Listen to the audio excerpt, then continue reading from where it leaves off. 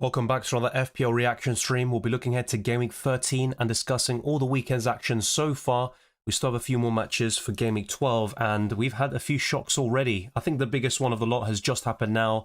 Manchester City 0, Tottenham Hotspur 4. Wow, I mean Liverpool could go 11 points clear of Man City by the end of next week. It's looking very probable, unless Southampton somehow have a surprise for us, which I think is pretty much impossible. Yeah, we are looking at very grim times for Man City, who have lost 5 consecutive games for the first time in 18 years. There's so much to discuss, though. Semenyo is suspended for Game Week 13 after picking up his 5th yellow card. I've got a lot of bench points, and during the deadline stream, I switched Rico Lewis for Mikolenko. Why did I do that? It basically cost me 6 points.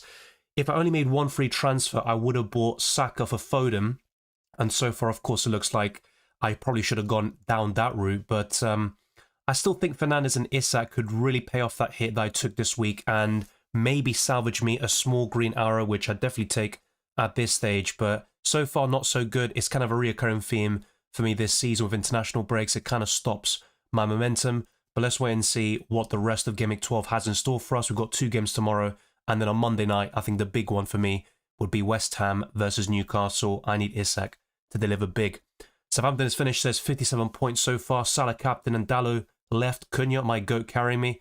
Yeah, I think Cunha has definitely carried my team. Without him, it'd be looking very bleak FPL-wise. The double Arsenal defence finally delivered, but apart from that, it's been very underwhelming for me so far. By the way, you should probably change your name to Man City is finished, although we might be speaking too prematurely there. Easy99 says, Man City without Rodri is like a car without 2 front tyres. No function without him on the team. 5 defeats in a row. It's probably the biggest reason for City's drop-off, but it still shouldn't be an excuse.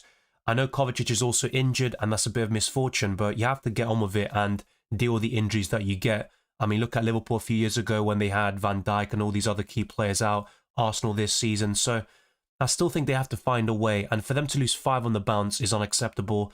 I think today was probably their best performance of the 5 recent matches, but they're still conceding way too many chances, and they aren't in control of games as they used to.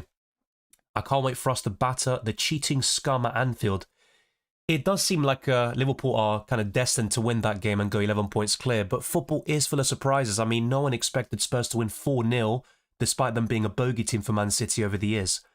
Easy99 says 16 points so far, most disappointing game week, with Salah and Kanate left, hoping Salah goes ballistic tomorrow. FPL-wise, I agree. I'd like Salah to go big. That would probably mean a green arrow for me, or at least help me in my quest for it, but I'm kind of secretly hoping for maybe Salah and Liverpool to go quiet, but it's just kind of in vain. We know they're going to win. It's just a matter of how many, and if they do get the victory, I want Salah to be heavily involved. 16 points is very poor, but you do have 2 good players tomorrow, and FPL has been very funny this season. One week you're on top of the world, you're getting a lot of points, and then the next you get, so few. Even for me personally, I'm not really enjoying this week from an FPL perspective. FPL Kevy says, Saka and Jackson carry my game week at the moment. Took out Haaland for Jackson too. Also ended up benching Mbuma for Delap. That could actually work out very well. I think Delap could get something against United tomorrow. 36 points is okay. And with 5 to go, you're in a good position, especially if you've got Salah captain and players like that. Isak left, maybe, or Bruno Fernandes. Yeah, Spurs 4. So I'm guessing you wrote that when the 4th goal went in. Let's all laugh at City. Well, look, to be honest, they still won most of the leagues recently. They dominate English football, so I think even their fans will be a bit kind of maybe understanding in terms of having the on-off year, but this is a massive drop-off in terms of results. I mean, to lose 5 in a row is just crazy. Can't believe I'm thinking that C could be an okay-ish fixture for attackers. Oh, definitely. Even if C had won today, I'd still say that it's a good fixture for Salah and any Liverpool attacker who starts, but it's just the manner of their defeat and the amount of chances they're conceding every game. Although I have to say in this match, they didn't concede as many big chances as they did against Brighton or Sporting or even Bournemouth, where they conceded 6+ in each game. But yeah, I think Salah will definitely be at the top of the radar for the captaincy next week, especially if he goes off tomorrow against Southampton.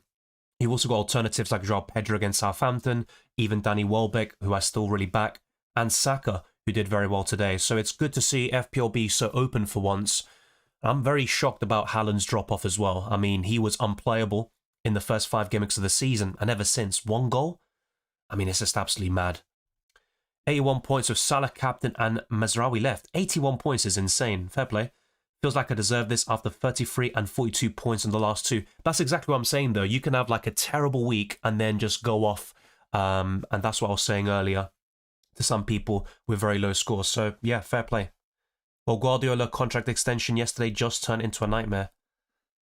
I still think it gives a boost to the club, but I mean, now for another loss and for this one to be the biggest one of them all, I mean, no one expected it. I think that's really the word for it. It's shock. And people asked me earlier in the deadline stream, what do you think is like the most likely upset? And of course, that's the point of an upset. No one expects it. But I did say Arsenal Forest, and in the end, I got that completely wrong. Yeah, exactly, Singh. Exactly that. Couldn't have phrased it better myself. Should have taken the -4 for Saka.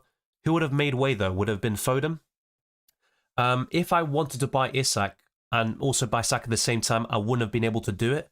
So that's why I ended up going for Fernandes. But still very painful, of course, to see Saka go off in the way he did. And I did mention this in the last couple of weeks where people said, oh, you know, like we shouldn't even consider him at all for the captaincy. And I said, I don't think he's the best captain, but I don't think he's like a complete write-off. He's got a good record against Forest, scored in both games last season against them, and got a double-digit haul in Gameweek 1 in the last campaign. So, yeah, I'm still surprised by how well Arsenal did and Saka, but he's just a great set-and-forget option in your team. Maddison scores a brace when we remove him. Yes, that's typical, isn't it? And Maddison in big games typically doesn't have the best record, so to speak, at least in the last season or two.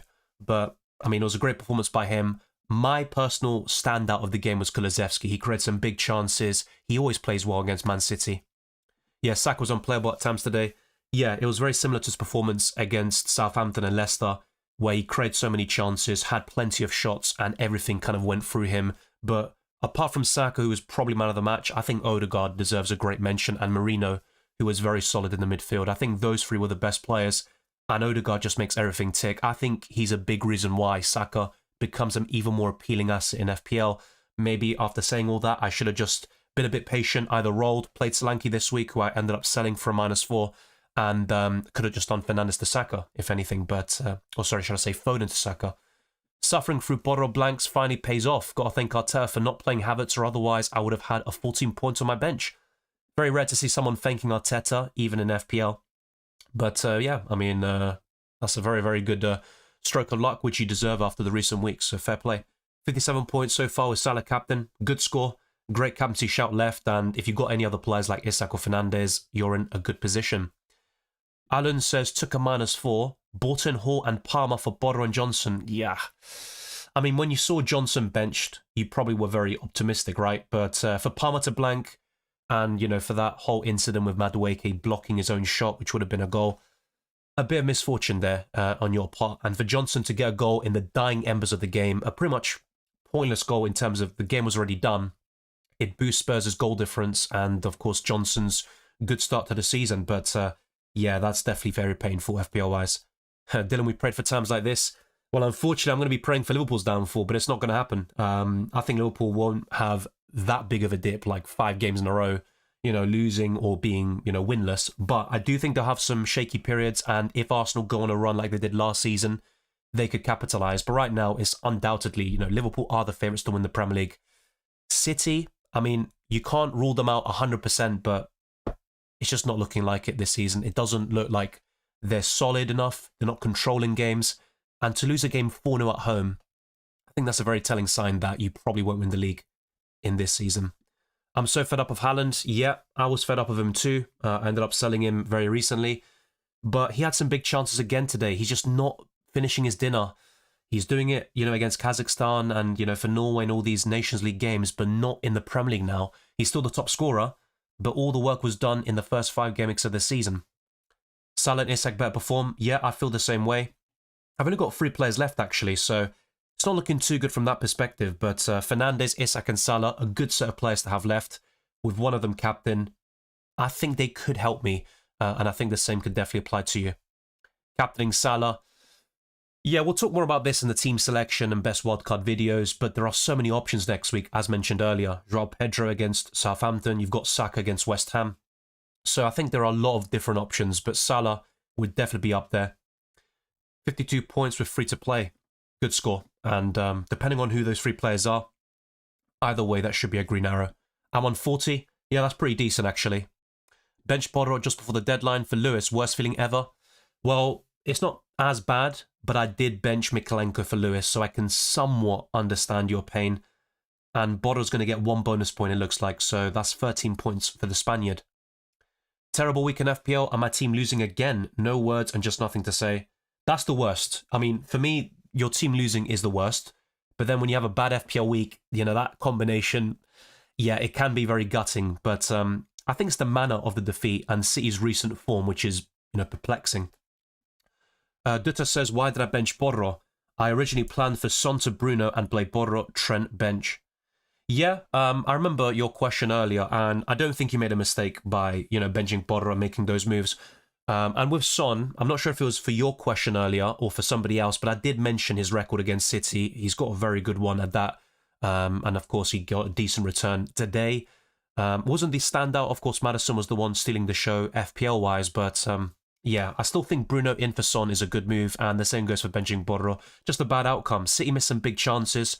I think their XG was actually higher than Spurs in the end. Imagine going Larson over Cunha. Yeah, look, he got an assist today, but with Cunha getting a brace and an assist and his recent 12-pointer, it definitely pales in comparison. So, look, I always said for me, Cunha's worth the extra million, but Strand Larson is still a good option in his own right. I think the swing is definitely very unfortunate. Spurs destroyed City. Yeah, definitely. I was kind of hoping for a draw. And, of course, I typically would, let's say, dislike Spurs more than City, but in terms of recent years, league table positioning and, you know, the kind of rivals in the league, you know, City dropping points is always a good thing. So I'm actually not too fussed about it. Max Nolan 8 says 32 points with Salah, Isak, Hall and Bruno to play. Really good players left. That's the kind of saving grace. I've got the same points as you. I'm not really happy with it, but I would take solace in your remaining players. Good score though, Dutzer, despite your Borro benching, what could have been and all that. 49 is still a good score this week. And Salah captain, you're in a strong place, in my opinion. Welcome, Manish. Good to see you. Smash the like button if you haven't already and subscribe to the channel. By the Tuesday deadline stream for UCL Fantasy, we're looking to get to 30,000 subscribers. We're just over 200 away from that milestone, and all your support is massively appreciated. Danish says 53 with 4 to go. A lot of good scores flying around. And yeah, I'm kind of looking at some decisions that I could have done in terms of transfers, buying Saka for Foden and not taking the hit, and also starting Mikalenko over Lewis. That is a massive swing of points. We're talking about 18, 19 points here, but it is what it is, should I say. Mohamed GA says, guys, I'm thinking of captaining Salah against City. A lot of people are thinking the same. Trust me, you're not the only one, especially after City's performance and the 4 goals they considered today. And if Salah goes off tomorrow, I think he will be the kind of most popular captain. What I'm going to say is, as a Liverpool fan, RIP to everyone who had Haaland captain. I have Salah and will for every game week. But I think there will be a period that Salah does dip, and the same could go for Liverpool. I'm not saying they're not going to win the league, because right now they look the most likely, but I do think there will be a tough period, and they're not going to, you know, win 9 out of 11, you know, and do that repeatedly until the end of the campaign. So I think captaining Salah all the time is definitely a good idea, but I do think there will be certain game weeks where you will go against it based on form and other factors. Yeah, I agree. I think Salah will do well against City. He's going to score. Will he get a brace or a hat-trick? It all depends on City and the way they approach that game. Wallahi, City are cooked at Anfield. It looks like it, but things can change very quickly in football. I think City will beat Feyenoord in midweek, and that could boost their confidence. I'm not saying City are going to win that game. They could, but I really much doubt it based on form. But all I'm saying is don't fully discount City. Luis Diaz will cook Walker. I think anybody could cook Walker at this point. And the issue with this is the other right back, Rico Lewis, is playing in midfield right now due to the injuries. And Lewis is also quite suspect defensively. But Walker, he offers nothing going forward. And now he's kind of vulnerable at the back. I think his time at City is probably done, you know, in terms of starting week in, week out. And that's been the case for some time now. Damn, City's defence and midfield are bad. Yep. They are still creating chances, though, but they're not taking them. I think if they had scored the first goal, or even, you know, when they were 1 or 2-0 down, that one goal would have changed everything. I think Spurs were there for the taking defensively, and you have to give them credit. They executed their game plan very well. But I also think City were very, very poor in front of goal. Saul Madison for Saka for a -4. Yeah, but Saka got 13 points. He's the better option long term. It's not an ideal result with Maddison scoring a brace, but trust me, Saka will still pay off that hit. It could have gone worse, mate. It could have been Saka not playing or blanking and you losing out on 10 plus points. I think that -4 will definitely, it's going to go in your favour very soon, so don't worry about it. I had Borro, Kulusevski and Vicario in my FPL. Wow. I mean, for Spurs to keep a clean sheet at the Etihad is insane. So fair play. A double up in the Spurs defence. I would still advise you to get off that as soon as possible. They're not going to play Manchester every week and play United and City and get these clean sheets. Well, in the Premier League, it looks like it's over. And if Liverpool beat them next week, that is the final nail in the coffin, it seems. But City could still go on a run, and I'm still looking at the cup competitions like the Champions League and FA Cup. If they win one of those competitions, or even both, that's still a good season. Want a captain Wood next week, but seeing what happens with City, Salah captain will be tempting. Yes, I was looking at Chris Wood as a captaincy option. The others would be Mbeumo, Palmer and Salah. There's a lot to think about, but I won't really decide anything just yet. Decent stuff, Ezra, so 40 points for you, if you haven't included the bonus, so very, very decent. Sold Borro for Gabriel. Yeah, exactly that. Arsenal kept the clean sheet today, looks solid. Forest didn't really create much. Now with Spurs, their result is even more impressive, but I mean, they just lost Ipswich Town, then they beat, one of the best teams in world football.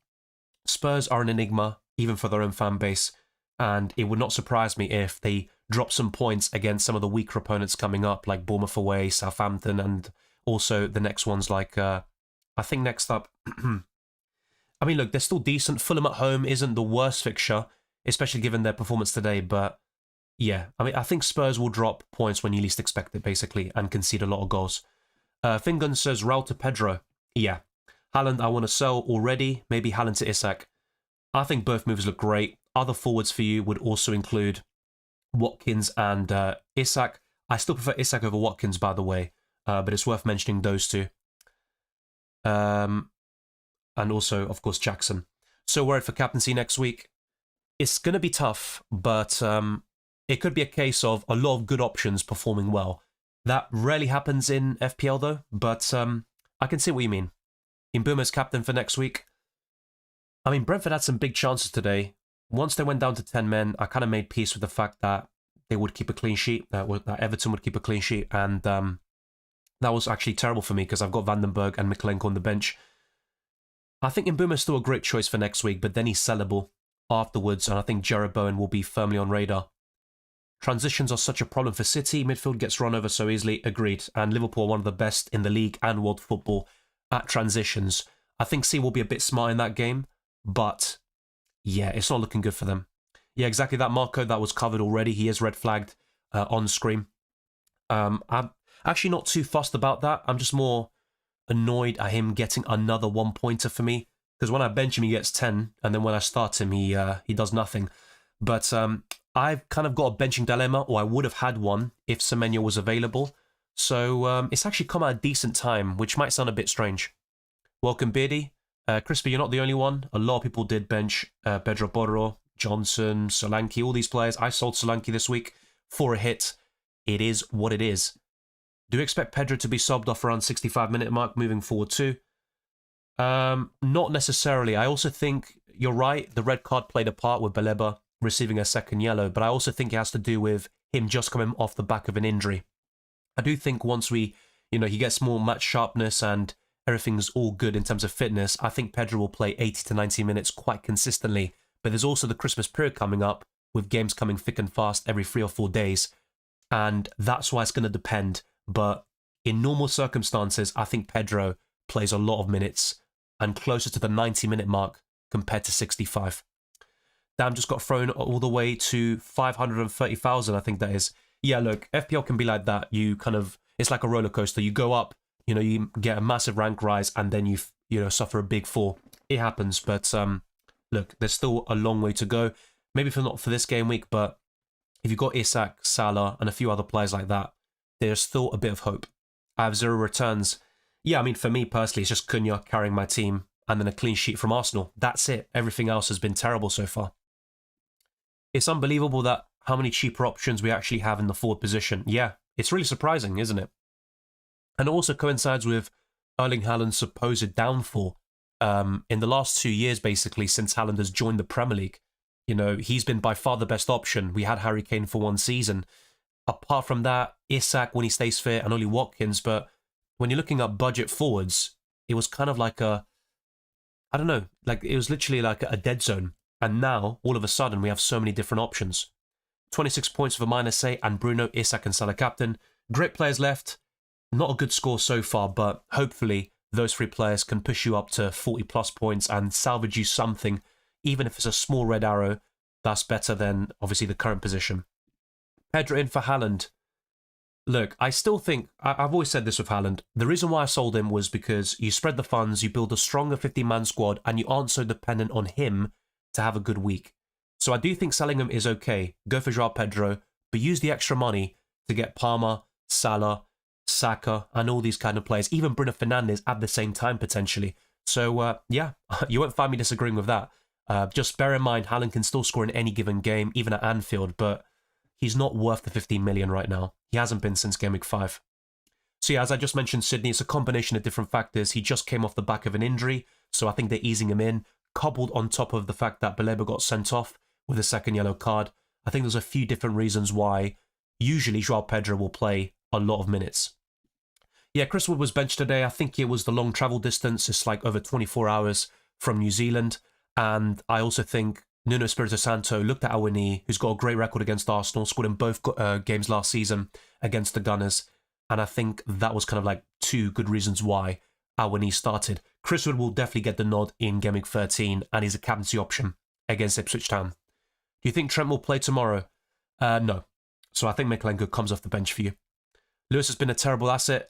Yeah, he was okay for me at the beginning. I just regret starting him over Mykolenko because all week, you know, throughout the entire international break, I had Mykolenko in my starting 11. So that was my mistake. I shouldn't have made the switch.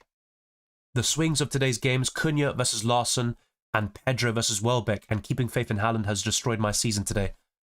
Yeah, I agree with EU FV1. I don't think it destroys your season, but yeah, keeping faith in Haaland for so long, you know, I also felt that way until I sold him. It does seem like it makes sense. I think it's logical to kind of give Haaland more opportunities. Spurs looked like a great fixture for him. He had opportunities once again, but didn't take them. But I don't think your season's over. The swings could also go in your favour in a couple of weeks' time, or even in Game Week 13. So these things ebb and flow. Of course, once we get to the halfway mark and you're still kind of doing poorly, I can understand the kind of the worries and concerns, but nothing is over just yet. So, the chat is very busy right now, and as you can tell, my voice is completely finished. I did a live stream earlier, and we were able to stream for 2 hours and a half, and usually these ones are kind of a similar duration, but it might have to be a little bit shorter because I want to recover as soon as possible and then record Use Your Fantasy videos for Matchday 5, the best Limitless and Wildcard teams, the team selection, and then of course on Tuesday, the deadline stream, where we're looking to hit 30,000 subscribers, and of course all the FPL content for, you know, the transfer tips, team selection, and best wildcard teams. All of that is headed your way too. So I'm going to go to subscribers only mode just to make things... Wait, it's already on subscribers only mode. I don't know why it changes it all of a sudden. So yeah, we are in the mud then, since the chat is very busy. I'll try to get through everything, of course, as always, but I can't really promise anything. Arsenal dominated Forest today, reminiscent of Arsenal 2 seasons ago. Yeah, but even if you look at last season, the second half of it, from January onwards, Arsenal were really, really strong. You know, 1 loss, 1 draw in 18 games.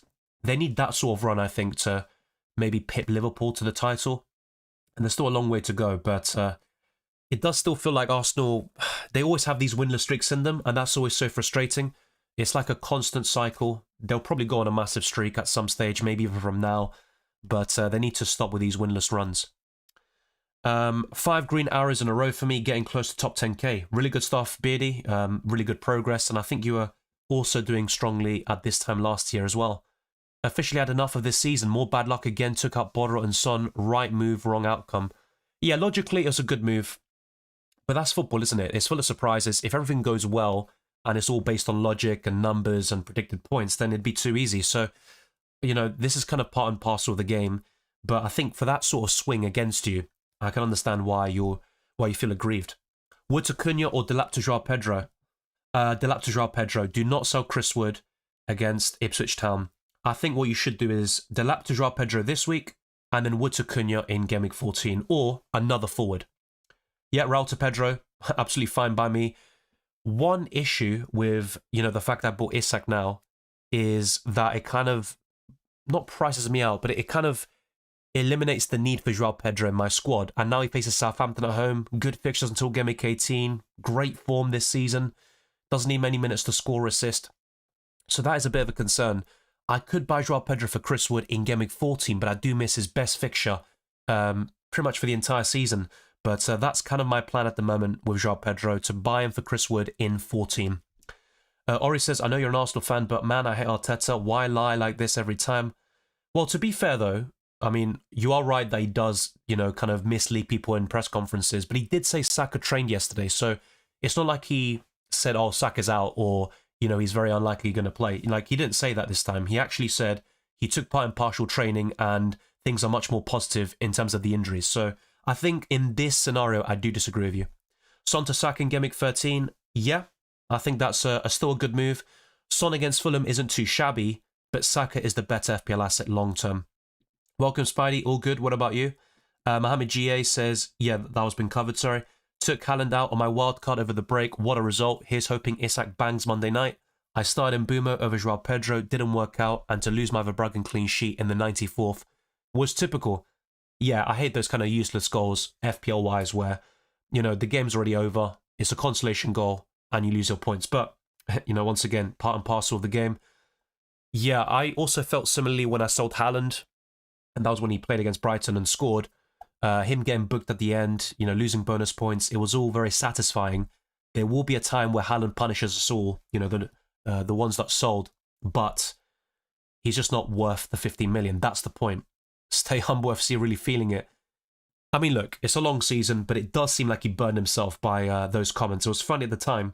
But, yeah, I mean, City have been terrible ever since. I have Jackson, João Pedro and Isak. No. You don't need to sell any of them for Cunha. You definitely keep what you have, in my opinion. If Jackson gets suspended for one match, then you could make a move. But even then, I'm not so sure about that. Best defender under 4.8 million. Good question. So apart from Nuri and Hall, I'd probably look towards Mazraoui. The issue is, after Game Week 13, you've got some tough fixtures like Arsenal away straight afterwards. But I think Mazraoui is a good option. Same with Joachim Andersen. I'm still quite bullish on him. Kirkis is decent, but I think he's lower down in the pecking order. So you're probably looking at a Brighton defender or Colwill. I think the way I'd rank it would be, right now, with obviously Game Week 13 onwards, I'd say Colwill first, Mazraoui second, and I think in third place, I'd go for a Brighton defender like Lewis Dunk and also Van Heck. I think one of those options is fine, even Veltman, for example. But yeah, that's kind of like my favourites. Chelsea very unlucky for the clean sheet. Yeah, Leicester didn't really do anything. No shots on target before the penalty, but it did look like a penalty from what I saw. So, I mean, they made the mistake defensively, were punished, but they still got the job done. Akraf says, as a Haaland owner, I've never been so unlucky with a player, especially with the captaincy. Yeah, I mean, Haaland's been underperforming for some time now. A bit like Bruno Fernandes earlier this season. You kind of think eventually he will produce a huge return, but it won't make up for all the lost points and missed opportunities. That's the problem with it. Flecken finally clean sheet. Yeah, it was deserved. I think those that had Flecken up until now, a lot of pain and finally a bit of gain. Hopefully he can continue.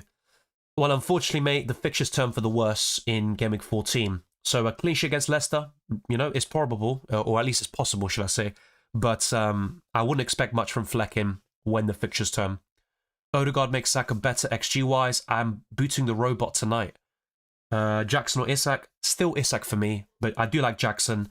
I think one key reason why I'd lean towards Isak is the fact that Jackson is one yellow card away from suspension. We saw Semenyo, of course, today, missing Game Week 13 now. And Jackson's got Aston Villa next. He's also got Tottenham fairly soon. And you also couple that with, I could see rotation in one of these games, like even Southampton, fairly soon for Chelsea. And Jackson could be one of those kind of sacrifices. So I'd rather go for Isak there. Yeah, but look, if Anderson is fine, I still think he's a good option for the long term. 1 minute silence for Chelsea and Brighton defenders. Yeah, it would have been worse for me if they kept clean sheets, so it was pretty good for me personally, but very unfortunate, of course, considering the minutes where those goals were scored. Should I sell Semenyo, as I only have Rodgers as the spare option, and I'll have to play a 4-3-3? Rodgers is still decent, but admittedly not ideal for this week. It depends who you can get to, because Smith Rowe is a good option, but I wouldn't necessarily buy him this week. I would have rather bought him actually against Wolves, where, of course, we saw the end result, a very surprising, that's another big shock, by the way, a 4-1 win there for Wolves. But yeah, it depends on your budget. Good start for me, already up to 300k, Watkins and Cunha clutch. Glad I rolled 2 free transfers next week, means Lewis, Gavardio and someone else out. Yeah, I remember a few weeks ago you said Gavardio was like the best City asset, which is still true. He had 8 chances created today, by the way, which is insane for a left back. But, you know, Gavardio a few weeks ago looked amazing. All of a sudden with City's form, I think people can't wait to get rid of him. Wei Seng says 47 points all out. Yeah, decent score, but to have no one else left, that could be a slight issue. Yeah, Salah, Bruno, Isak left on top of other options. I'm not saying you're going to get a red arrow. I still think you could just about sneak a green, but it's going to be tight. Got Dean for Trent for a hit, kept Foden and sold Solanke for Isak and put Mikalenko on the bench at the last minute for the troll Lewis. I did something very similar except the Dean move. And by the way, I don't want to be that kind of know-it-all and say I told you so, but a lot of people asked me about Luka Dean in the chat earlier today. And in most cases, if not all, I said don't go for Luka Dean. He's an FPL troll. I bought him in UCL Fantasy this season and he got benched for the first time in the entire campaign. Yeah, I'd try to stay clear from him. He might still get some decent returns with some good fixtures coming up, but I wouldn't go there. 1 free transfer gets Saka or Joao Pedro. It depends who you sell, mate. I think that's a big kind of factor. Overall, I think I'd rather go for Saka. And if you look at the alternatives in the forward line, we suddenly have so many options like Cunha. You've got Chris Wood, who I wouldn't buy right now, but you'd probably want to keep him for Gameweek 13. Not to mention you've got Isak, Jackson, and so many other forwards. And then other budget options like Jimenez, Delap, who are still decent. And there are even more that I forgot about, like Danny Welbeck. Yeah, Gavardio still gets so far forward. Only reason I consider selling is because of his price, but I'm more inclined to keep him and sell Lewis. I think that's the right call. Gavardio can still salvage you something through goals or assists. Even during the international break, he got another goal for Croatia. I love ESR, but his minutes worry me over Christmas. Very good point. And that's always been my concern with him. One of the key reasons why I sold Smith Rowe on the wildcard was because of his minutes, which can be inconsistent. He was also benched against City not so long ago. OR14 says, only got 24, got Salah captain, Isak and Mizraoui. Good players left, bad score. Hopefully they can limit the damage and you can get back on track next week. That is the plan. Semenyo to Odegaard. I mean, Odegaard assists in back-to-back games upon his return. He is such a great player. He makes everything tick for Arsenal. And, you know, there is this kind of nickname Arsenal fans have for Odegaard called Winterguard, because it seems like in the cold conditions from November onwards, he just goes on a massive run with goals and assists and great performances consistently. But if you're going for an Arsenal midfielder or attacker, I think Saka's worth the extra millions. Not to mention, you got Fernandes at a similar price, who's got more goal threat than Odegaard, who's more of a, you know, kind of setting the tempo, a creator, but he's in deeper positions than Bruno and the other options you can go to at a similar price. So I wouldn't personally go for Odegaard, but it's not a bad shout. He's in great form. Is a -4 worth it to boot Gavardio? For this week specifically, yes. Long term, I still think Gavardio has something to offer with the goals and the assists. With City being so poor defensively, he's not worth that money right now. Yeah, I think it is worth a -4 here, especially if you go to Gabriel. I think Kanate long-term pays off the hit, but he does face City this week, which isn't ideal for a clean sheet perspective. I still think City could score in this game. Yeah, so Haaland, well, look, there is still a case to keep him and have Salah and Palmer and go for this kind of freemium sort of prospects, but at this moment in time, there are other premiums I prefer. You know, they offer much better value for money, and I think Salah has really ended the debate quite a while ago in terms of who do you go for out of the two. You can still go do well with Haaland, by the way. It's not like you have to sell him to perform well in FPL, but I do think it helps massively with your team structure, squad depth, which you're going to need during the Christmas period, and it also makes your team less reliant on one man.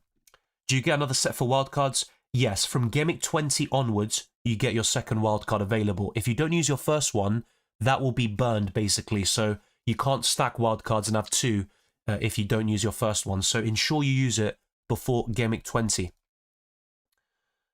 Yeah, I'll check it out later, Wei Sing. I'll try to do it now, but I can't guarantee it since there are quite a lot of questions coming in.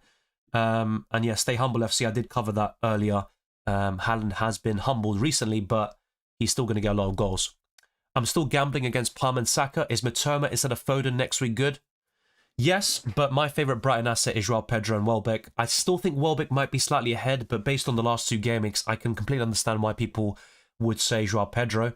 I think those two are better than Matoma. But at Matoma's price and below, there aren't that many from this point onwards who have better fixtures and look as enticing. So not a bad shout at all. I would recommend having at least one of Palmer or Saka though.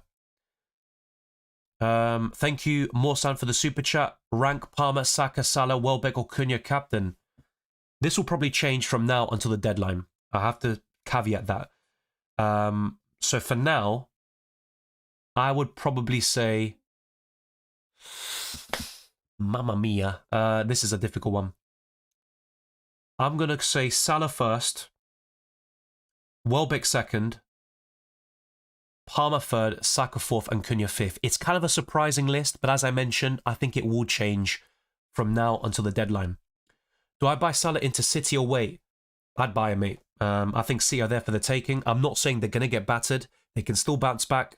And for them to lose 6 games in a row, or potentially by that stage, maybe they would have beaten Feyenoord, but yeah, it would be crazy. I still think they can get a result, but Salah can get 1 goal on bonus points, and he's worth the money. So I'd go for him, definitely. Not sure if I can still play FPL moving forward. Let me know why that is. Is it because of commitments or time zones and stuff like that? I know it's very difficult for people, who have to wake up very early to make transfers and stuff like that. Haaland and Raul to Isak and Pedro? Yes, here's the simple answer. Don't get me wrong, Haaland and Raul are still good options, but the two players you're bringing in are in better form and are offering better value. Evening Dylan, despite having Pedro on the bench, it's gone great as Borro comes on for Dunk. 61 points for Bruno and Salah to play. Wow, gone from 4k to 500 in the world. I mean, your rank was already great, so where you are now is just simply outstanding. So fair play, keep on pushing, and let's see what your remaining players can do. I need to waste 4 points to get Salah. I'm just wondering who you're selling to get Salah, but on the face of it, I think he pays off the hit long term, so I don't really mind it. Maybe Gary, but the FA Cup is still a possibility, and the Champions League, although right now you're looking at Liverpool, Barcelona, they're the two informed teams across Europe.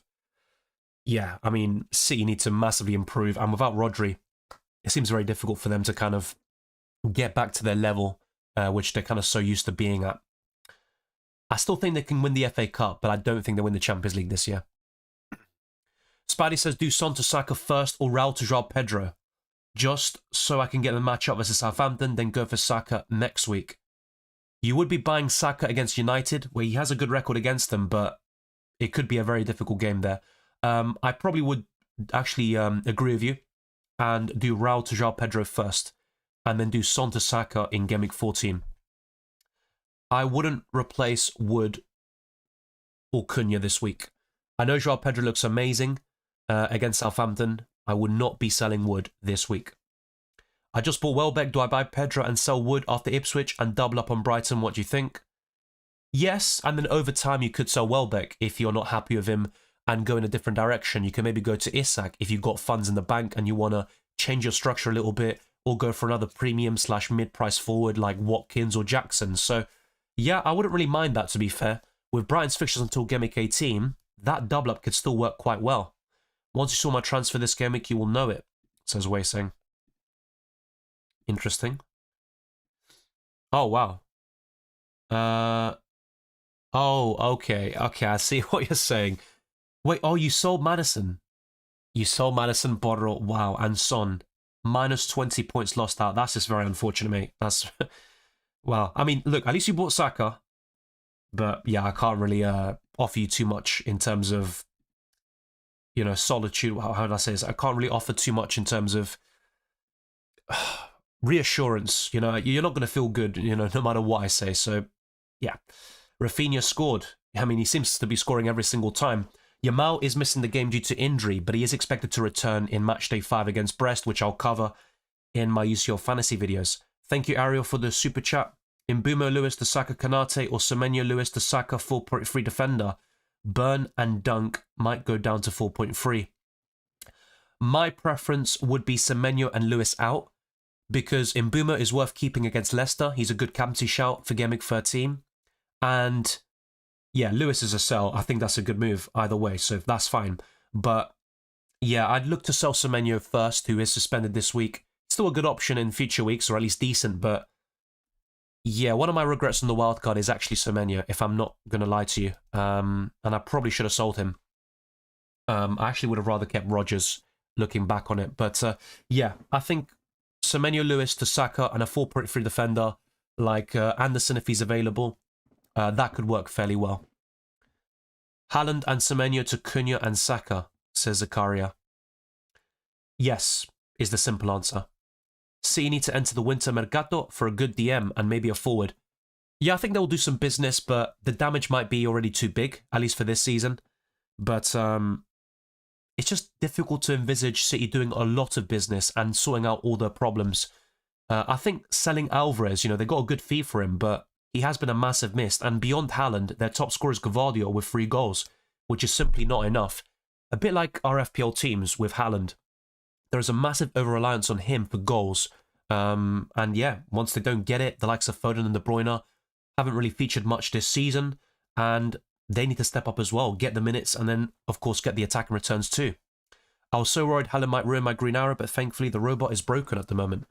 Yeah, and it's tough to see him scoring or doing very well against Liverpool, but it all takes that one game where things just click into place, and I still think Haaland can do well, but will he be doing well enough to justify 15.2, 15.3 million?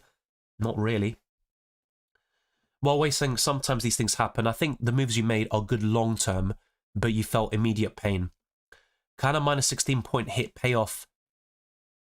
I mean, Ben, the answer is yes, it could. You know, a minus 16 hit could pay off, but you need a lot of things to go your way. And, you know, sometimes you can take a minus 4 hit and things go poorly, or even just make a free transfer and lose out on 10, 20 points. So it's a massive risk. I wouldn't really advise it if possible, and instead make your transfers gradually if you can. Edison out to Sanchez or Verbruggen. I wouldn't do it for a hit, but if I had to pick one goalkeeper, it's still probably Sanchez. There's not much separating him and Verbruggen though. Both of them were mentioned in my wildcard videos recently. Nice one, City, even though Solanke got the assist. João Pedro, of course, getting a 12-pointer in the end. And he's got Southampton next and plum fixtures all the way until Gameweek 18. Didn't buy Timber this week. It's another mistake. He did have a goal disallowed, so thankfully for you, he didn't have that stand. But look, it's only 6 points. I think the major, you know, gripes you'd have is selling Borro, who got 14 points in the end, I think, or something like that, and on all the other players you offloaded. Was it Maddison who got 14? Yeah, let's not talk about it because it's pretty painful.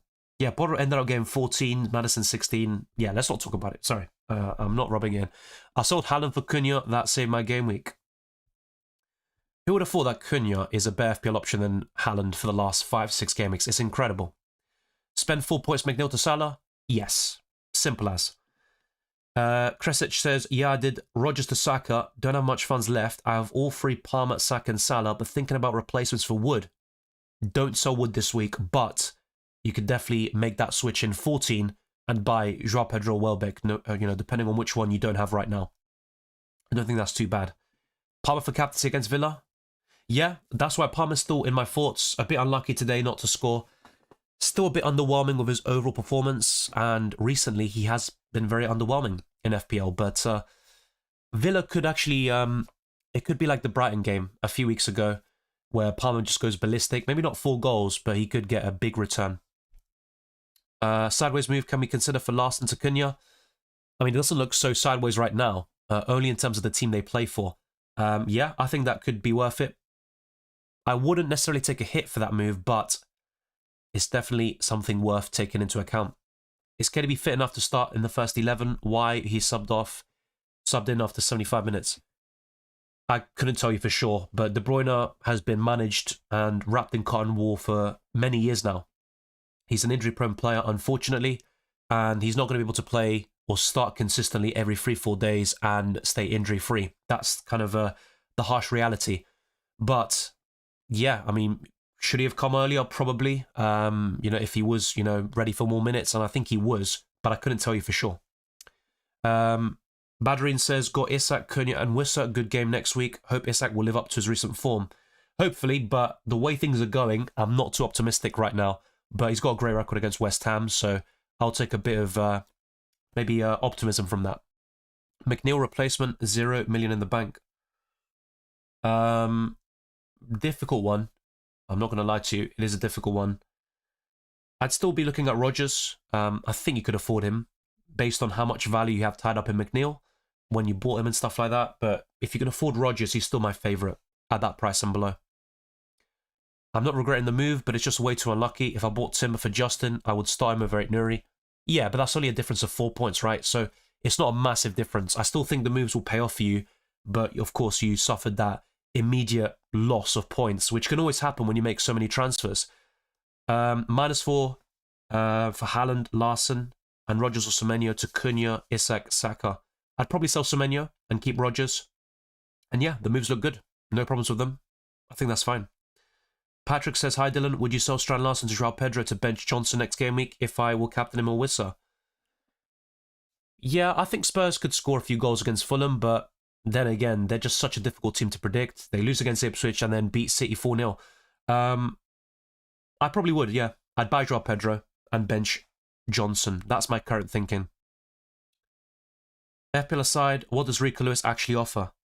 Well, he's good on the ball. I think he does offer something offensively, but he hasn't shown it recently, and he's so suspect defensively. He's a young player. He's going to get better. But I think if everybody was fit, I don't think Lewis plays much, especially Rodri. I think that is a key reason why Lewis is playing a lot more. With Rodri missing out, Lewis plays a lot of games in midfield, but it's not working. I actually thought Fulham was going to smash Wolves. I thought it'd be a close game. I thought 2-1 Fulham, but I was very bullish on Fulham winning the game. For Fulham to lose 4-1 is very surprising, but thankfully it resulted in some points for me. Otherwise, I'd be crying. Suhas says, burnt by Haaland captain, only 33 points with Mizraoui, Salah and Garnacho to play. Yeah, if Garnacho starts though, I think you're in a decent place. Of course, Salah doing well isn't necessarily a good thing for you, so it's not looking too good. Have 2 free transfers, Haaland to Cunha, Garnacho to Saka. Really good transfers. You can't really find me disagreeing with those moves. I'm still a bit... I have to say I'm a bit gutted that I've kind of made it more difficult to buy Saka now. I still could, but it would mean a -4 hit this week, and I don't think that's the right thing to do, since I just took a hit this week, and we'll wait and see how Fernandes and Isak do tomorrow and on Monday. Maybe if they return, I'll feel a bit better about Game Week 12 in general. Let's go for some different screens now. So the FDR has seen a swing. Brighton are now top with Wolves, Arsenal, Bournemouth and West Ham in the top 5. Those in the bottom 5 include Everton, Fulham, Crystal Palace, Man United, and Manchester City, who have lost 5 games in a row across all competitions. As for predicted points, Salah is top, despite facing Man City. Palmer is second, with Saka, Wood, and Son in the top 5. I do have a few of these options in my team, and unfortunately I didn't buy Saka. I could have got him in for free, but anyways, Haaland, Isak, Mbumo, Wissa, and Cunha finished the top 10. As for price changes, we could see Robinson, Fernandes, Højlund, Pedro Neto, who missed out today, De Ligt, Collins, and Veltman rise in price, while Solanke, Trossard, Sancho, Mateta, Bowen, Pau Torres, Fass, Neto, that's the Arsenal goalkeeper, Luis Diaz, Dunk, Rice, Vicario, Nedeljkovic, Maatsen, Raul Jimenez, Mbumo, and Kovacic could all go down. As for Drafthound, of course, these do ebb and flow, but their current top 10 for predicted points over the next 10 game weeks include Salah, Haaland, Palmer, Fernandes, Saka, Cunha, Mbumo, Isak, and Gvardiol. So a few changes, I think, from what I showed you earlier, but not too many. And there is a link in the description below for Drafthound. I'd highly recommend that you check it out. For as low as £2 per week, you can become a member and check out all the different tools at your disposal. The player rankings is my personal favorite, and at the click of a button with the optimization tool, you can literally sort out your team in terms of the team selection, you know, who do you want to bench, who to captain, and also propose transfers. So they recommend starting Chris Wood, Aït-Nouri and Vandenberg over Lewis, Mikolenko and Semenyo, and the expected points is quite decent at 65.2, but unfortunately for me, Gameweek 12 isn't going too well at the moment. Let's actually look at the top 100k captains. Salah is top by some distance with 80%, Haaland second with 10, then Palmer, Fernandes and Isak in the top 5. So Haaland and Palmer blanked. We'll see how Fernandes and Isak do in the next couple of days. Saka in 6th with very low captaincy percentages, did very well with 13 points. Apart from that, I mean, Solanke got an assist today, Watkins scored, Mbeumo blanked, Cunha with a massive return today. So it looks like some of these differential captains have really paid off, but we'll see how the big boys do in the next few days. Salah, Fernandes and Isak, those are my remaining players as well for Gameweek 12, and I'm hoping for the very best. Let's now show you a sneak preview of Gameweek 13, but a lot will be discussed in the team selection with updates, with all the European games, of course, happening in between. Once most of them are out of the way, I have a clearer picture of what I want to do, but I could feasibly roll. My defensive line still looks a little bit weak, especially with Vandenberg, who just kept a clean sheet, of course. I would not be expecting him to do so now, once I actually start him. But my forward line looks good, despite not having João Pedro. Decent midfield, I have to say, despite having no Bukayo Saka. There are so many different ways of playing FPL this season, and it's good to see. But, like I just mentioned, Gameweek 12, after another international break, it has been a very mixed bag for me. But, still all to play for, 3 players left, and 3 matches, and a lot could change by the end of the game week. So, that's pretty much it. Let me now show you FPL Challenge, which is somehow going even worse than my FPL team. Only 11 points. I went for Maatsen, even though, well, I did go for an Aston Villa 2-0 win against Palace, but I got that completely wrong. A 2-2 draw in the end. Sanchez considered the penalty and got booked earlier in the game. So that was looking quite healthy at one stage, but only 1 point. Smith Rowe getting subbed off for 60. But I did pick Jackson, who's going to get 12 points. That's why I've got 14, actually, once the bonus points have been added. Speaking of which, I think they should be added now. Yeah, even though I'm not really getting many bonus points. So yeah, they haven't been added yet. That's a bit surprising. Probably in the next hour or so, we will see that being replicated and factored in. Play UCL Fantasy will be less stressful than playing FPL because it always gives me more points. Yeah, but in UCL Fantasy, if you do badly in that and FPL, I mean, it's like double the whammy, as we say. But yeah, UCL Fantasy, I tend to do better there. And the scores are generally higher. There's more points in general because of ball recoveries and stuff like that. But yeah, we'll wait and see. I mean, if you do well in FPL next week, you may feel differently. Is it time for a Kanji to go? I've got nothing in the bank. Who do you think? Yeah, I think so. The only City defender I'd consider keeping is Gvardiol because, I mean, I'm not sure if you're aware, but he had 8 key passes today, which is insane for a left-back. I think his XGI was 0.8. I know it's not all about stats, but Gvardiol always gives you that kind of feeling he could score or assist in any given game. But yeah, I think the way City are defending right now and the 5 losses in a row, I think they're all sellable. The best replacements for him would probably be Gabriel Konate.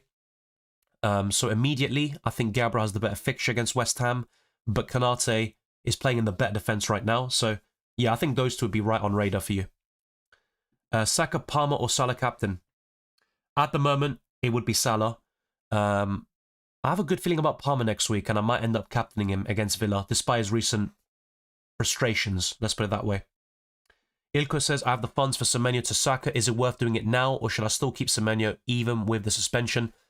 I would make the transfer, but ideally it would be closer to the deadline. Now, if you've got nothing left in the bank and you have to do it now or before Saka rises, you might have to make that kind of risk and make the sacrifice, which could end up backfiring, but I'd highly recommend buying Saka for Semenyo if you can.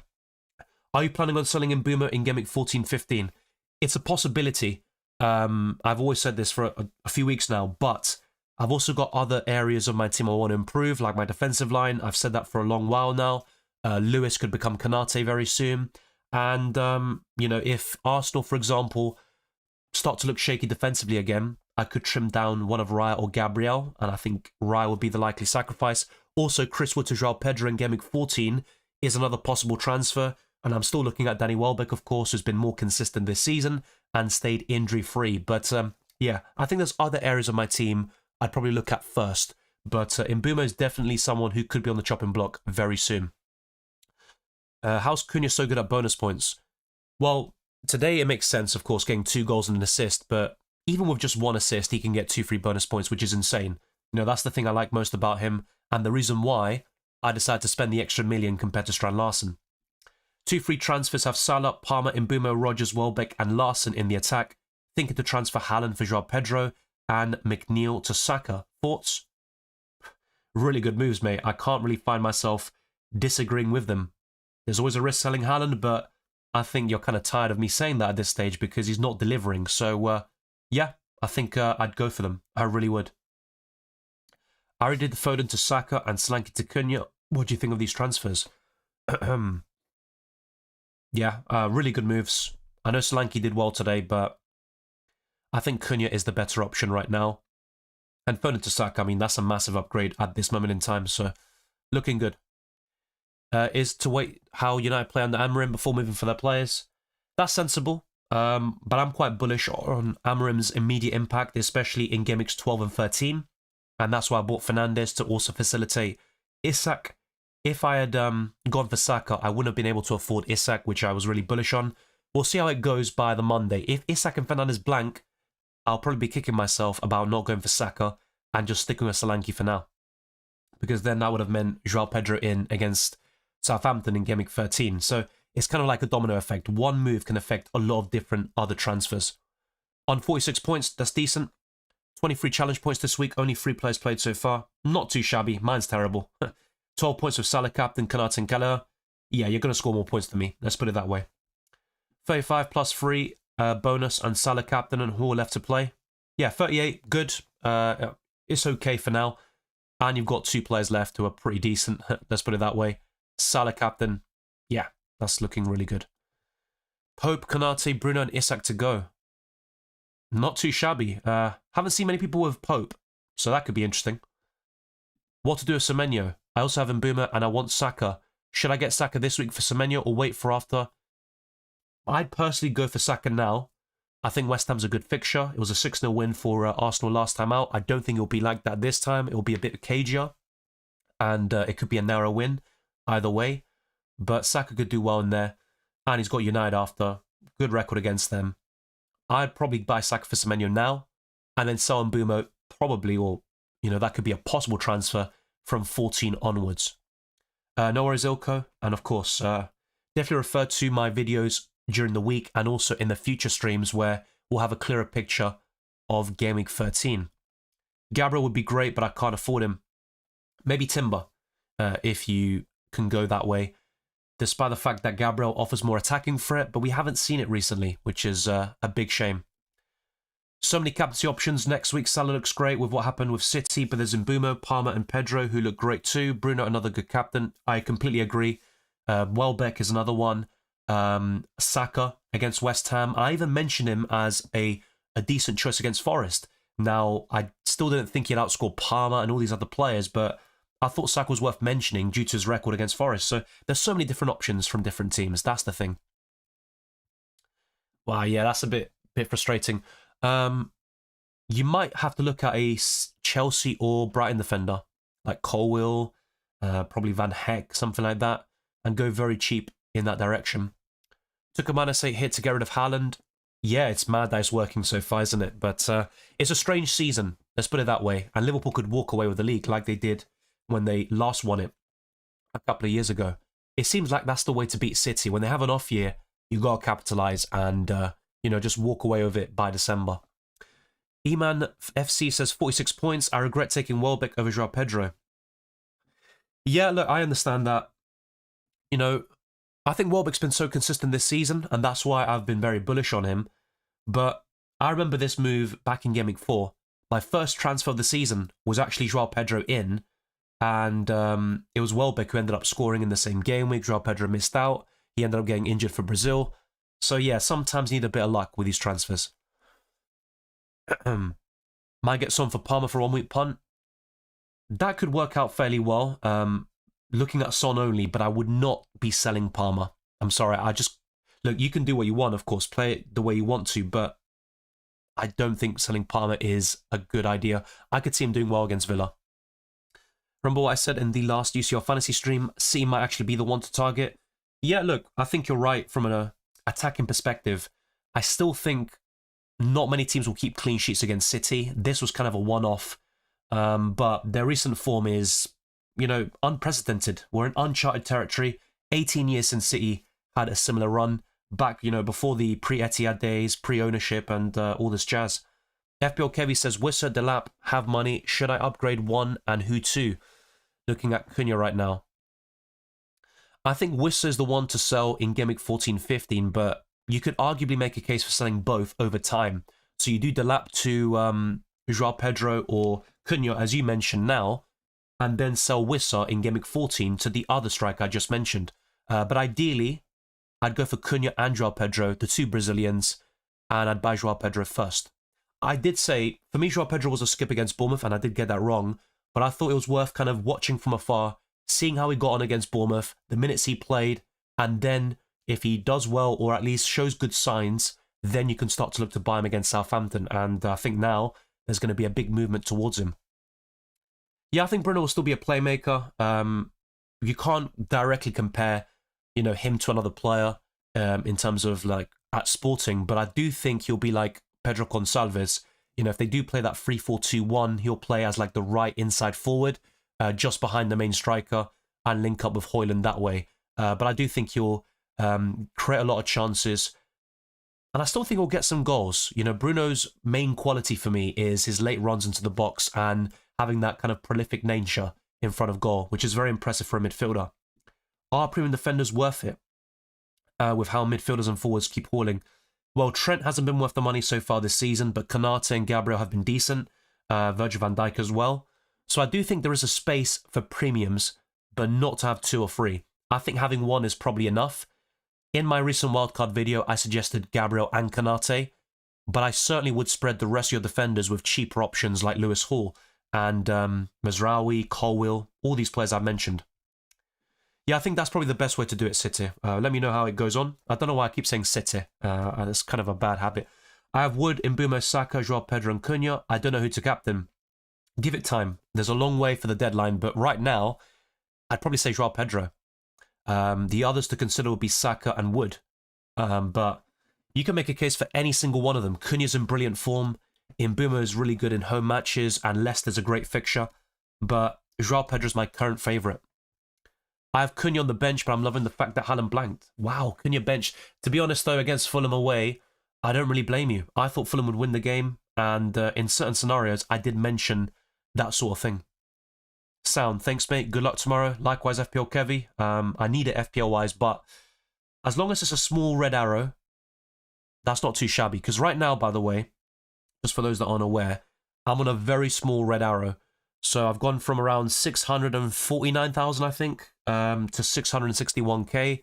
I took a -4 hit and bought Fernandes and Isak. They're yet to play, so I think that pretty much decides my week. I did start Lewis over Mikalenko late during the deadline stream, unfortunately, so that's cost me 6 points. And I also benched Van den Berg. So a bit of bench pain today. And if I made one free transfer, my team would have been Solanke instead of Isak, no -4 hit taken, and it would have been Saka instead of Bruno Fernandes replacing Foden. So, suddenly this team looks much better, and that's like a 20+ point swing if I also kept Mikalenko. So it's very interesting how FPL can really change with just one kind of decision or your set of transfers, how the swings can really go for you or massively against, but it's part and parcel of the game. Look at today's game, see I have no threat when KDB not on the pitch and can't control the midfield without Rodri. Yeah, and that's exacerbated by the fact that Kovacic is injured. But look, C could still find a way to adapt. They've got some quality players. They haven't found the right formula just yet. That's the main issue.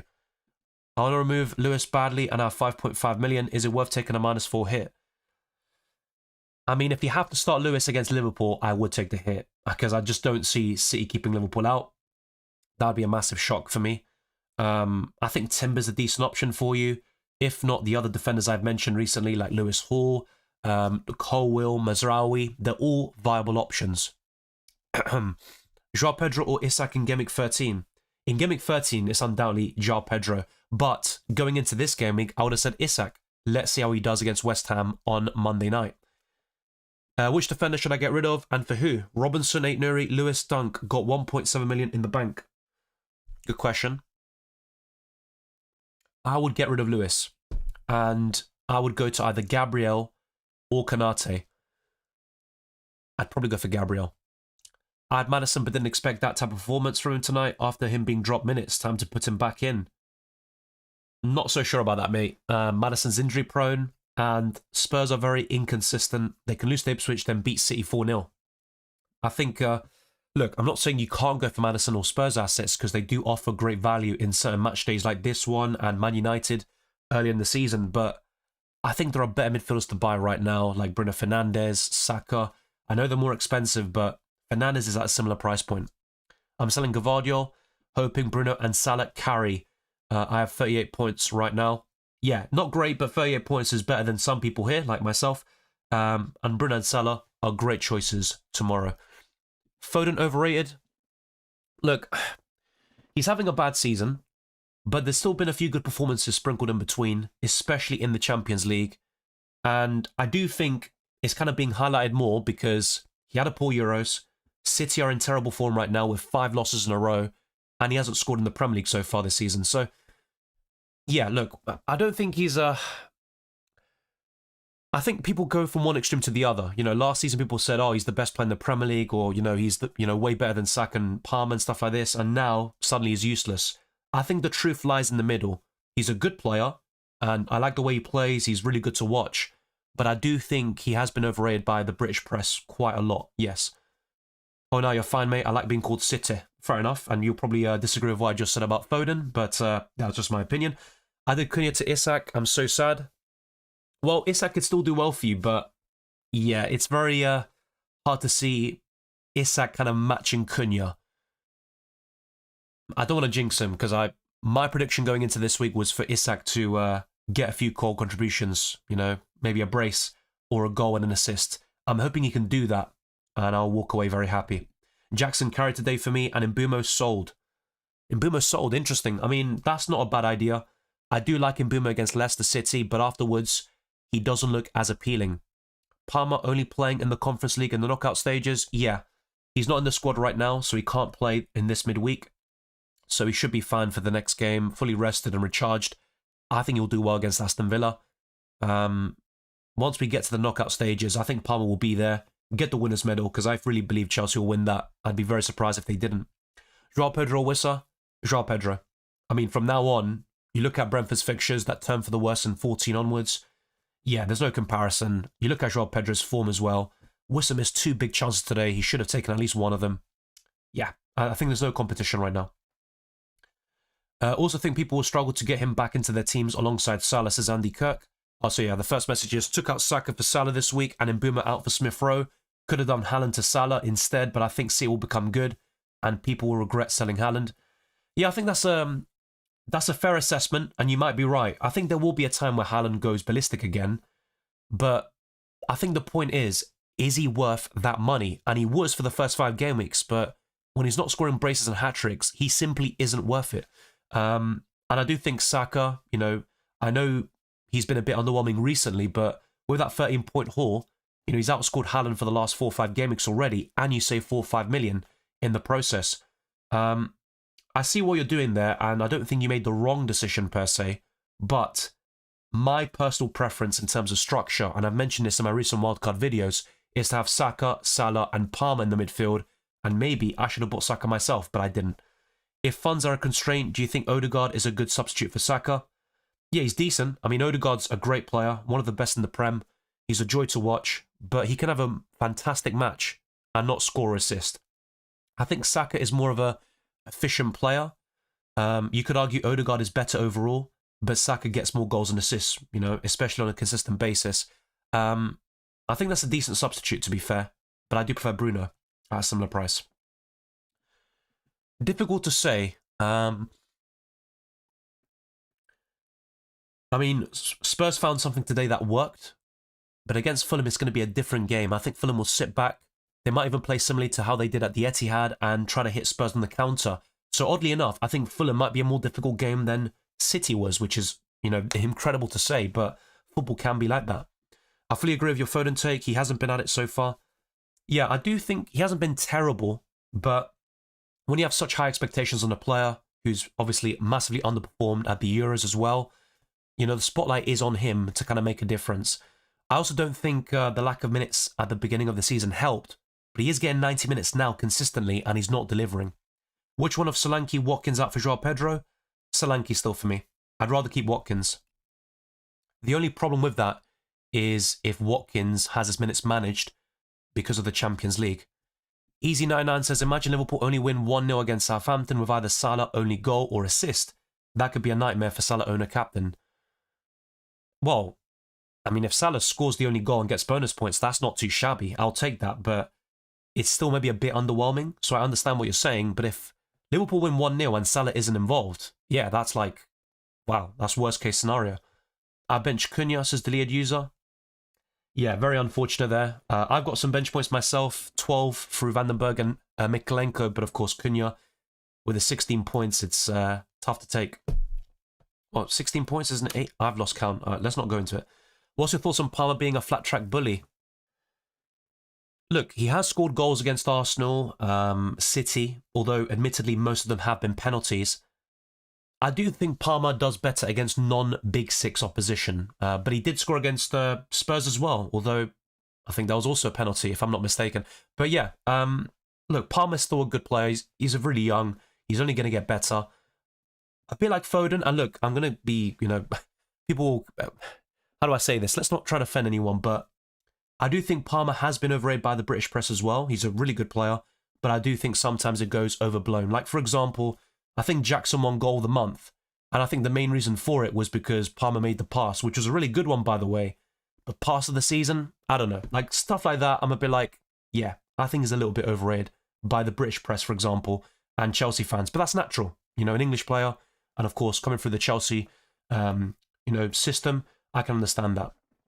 In Boomer to Boeing, Gameweek 14, yeah, I mean, that's something I've mentioned a lot in recent streams. We'll probably talk more about this when we get to Gameweek 14. Definitely keep him Boomer for now, and then reassess. If he doesn't deliver against Leicester, he probably becomes an easy sell by that stage. And by the way, when I said Chelsea system just now, I meant obviously coming through from City. I'm not saying he's an academy player from Chelsea. Prediction tomorrow is Salah score 4 goals. Not for me. I mean, FPL-wise, that'd be great, but I don't think that'll happen. Patrick says 1 free transfer, getting Bruno or Cunha. I mean, if you're buying one at this stage, it would be Cunha. I think Bruno might perform better in Gameweek 13, but when you've got Arsenal away immediately afterwards, I'd rather have Cunha. Wolves are top until Gameweek 18, if not second. So, yeah, I think Cunha's the one to buy. Thank you, Sitte. You're definitely the best FPL YouTuber. You replied to your fans. Good night and good luck with Salah captain tomorrow. I've done that too. Likewise, Sitte, and thank you very much for the kind words. Although I have to say, if you're offering me Salah points or Salah blank and Liverpool lose, give me the Liverpool loss, mate. But it's not happening. What a shite show from City today. Well, that's football, isn't it? Football runs in cycles. This is their off year. They've had so much success, and it's difficult to maintain that. This is their off season. I think Rodri's injury has been a big factor. They haven't found a way to cope with it. But for them to lose 4-0, I don't think there are any excuses for that. YSA says, best cheap defender other than Hall, 8 Nuri, Colwill. I still like Mazraoui. The problem with that is he's got Arsenal away very soon, and the next 4 or 5 game weeks don't look great. But longer term, I think Mazraoui is a decent choice as a budget defender. Other options include Joachim Andersen and Robinson. I still think they're good options, although not the best in terms of clean sheets. I think Robinson just gives you the assist, and that's why he might be worth the extra millions. So I think those would definitely enter my thinking there. Got 44 points so far with Salah captain, Konate and Isak remaining. That's pretty good, actually. I think you're in a good position there. I'd bother on Cunha bench. That's insane. I mean, I'm I'll be honest, I'm doing better than I expected, having, two kind of useless players this week on paper getting a clean sheet. But I mean, yeah, that doesn't even compare to what you have on the bench. That's incredible. I can't celebrate the City loss because Liverpool will win their 20th. Yeah, it's looking very likely right now. I think if City don't, get their act together, the only team, and maybe I'm biased, I think the only team that can challenge Liverpool is Arsenal. But even they've been shaky this season. And if Liverpool beat Southampton and City, they'll be 11 points clear of City. That's incredible. I'm hoping for a draw in that game. And of course, tomorrow, I'm just hoping Southampton put up a fight. That's all I'm hoping for. Patrick says, getting rid of Trent or Semenyo, only one free transfer. Or should I keep them both and get João Pedro for Raul? That's a great question. I'd probably go for João Pedro and chase the upside. You might even want to take a hit and go for Gabriel or another defender I've discussed today for Trent. I think that's definitely another thing you could do. Now, Trent could be back by Gameweek 13 or 14, but he hasn't been worth the money, and he's got City and Newcastle over the next two. Not the best for clean sheets, and you might find better value in Konate instead. Ten Hag has never lost 5 games in a row. Yeah, but then again, he's never won a treble or 4 titles in a row. So we've got to be fair and go the other way too. But it's a good point. 33 points -4 with Mazraoui, Bruno, and Salah captain left. Good players left. I'm hoping for big things from Bruno and Salah, FPL wise, and I think one of them will deliver big. Talking about Palmer, I regret getting him in for Saka for a -4 or over Saka.